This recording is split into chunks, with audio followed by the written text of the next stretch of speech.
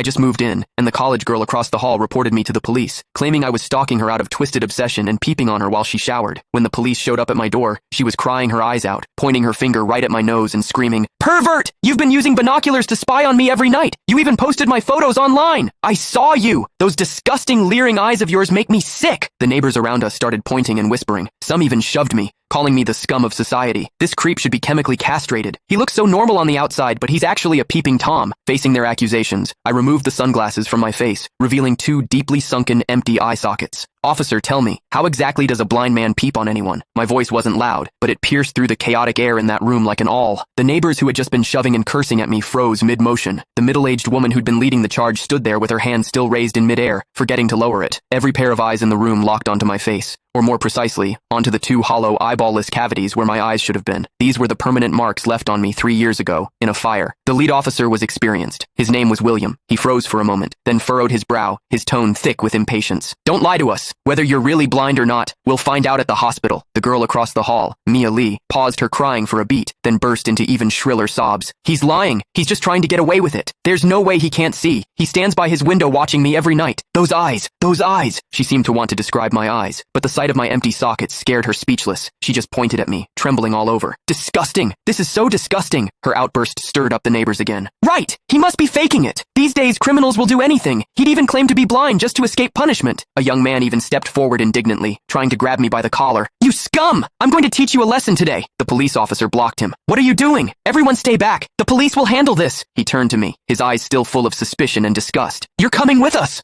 I didn't resist. I calmly held out both hands. Cold metal touched my wrists. Two younger officers flanked me on either side and led me toward the elevator. Behind me, Mia's crying mixed with the neighbors' curses into a chaotic din. "Scum of society! Get out of our community! Hope you rot in prison!" I could see the righteous expressions on their faces. I could also hear the pleasure in their voices as they trampled me into the mud. I stepped into the elevator. The metal doors slowly closed, cutting off the noise from outside. One of the younger officers, probably new to the job, couldn't help but ask me quietly, Are you really blind?" I tugged at the corner of my mouth but didn't answer. The other officer patted his shoulder, signaling him to keep quiet. But I knew that in their minds, the scales had already tipped completely in favor of that tearful young girl. After all, it was a young, pretty, pitiful college student on one side, and on the other, a suspicious man living alone, wearing sunglasses. In their eyes, it was crystal clear who was the victim and who was the perpetrator. What they didn't know was this. Sometimes, what the eyes see is the biggest lie of all. And I, a blind man, had seen something that none of them had. For instance, when Mia accused me, her heartbeat was steady, without a single ripple of genuine emotion. The interrogation room at the police station was harshly lit by fluorescent lights, and the air smelled faintly of mildew. I sat on a cold metal chair. Across from me were William and a female officer.